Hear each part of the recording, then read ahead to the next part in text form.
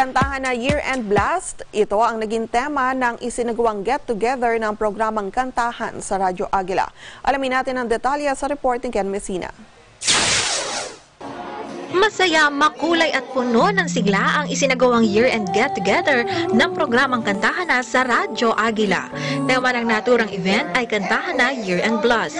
Ang Kantahan na program sa Radyo Agila ay hosted by Moody Jam na dito ay kasama niya mga stars sa larangan ng pag-awit.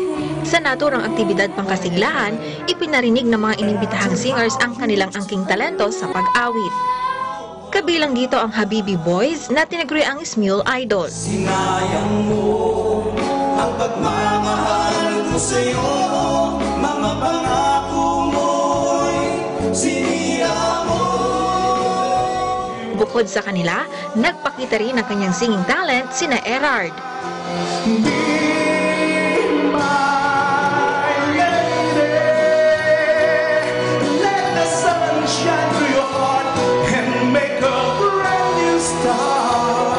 Miss Lily Canoza,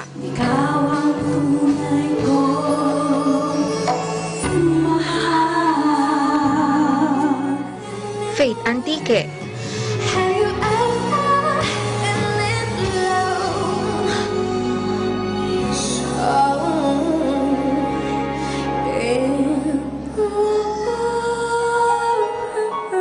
Violet Porcil, nilalambing mo pa rin ako. Rafael Salonga, There's no easy way to break somebody's heart.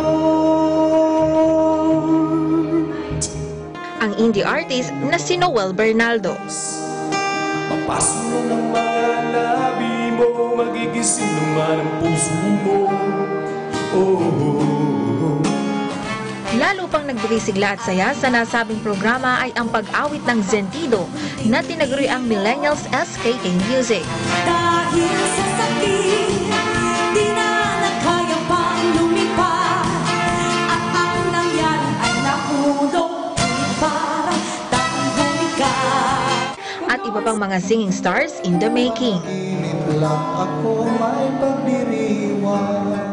Mapapakinggan ang programang Kantahan na tuwing linggo, 1:00 hanggang 2:30 ng hapon sa DZEZ Radyo Agila at mapapanood din via Facebook. Para sa Eagle News, Ken Messina, and I am one with 25. At yan po ang kabuuan ng ating mga balita. Sa pangalan ng ating mga nakagapay sa Eagle News Service, ako po si Madeline Villar Moratillo, and I'm one with 25. Susunod na ang Letters and Music dito sa Net 25 at by request kasama si Victor Woods sa Radyo Agila.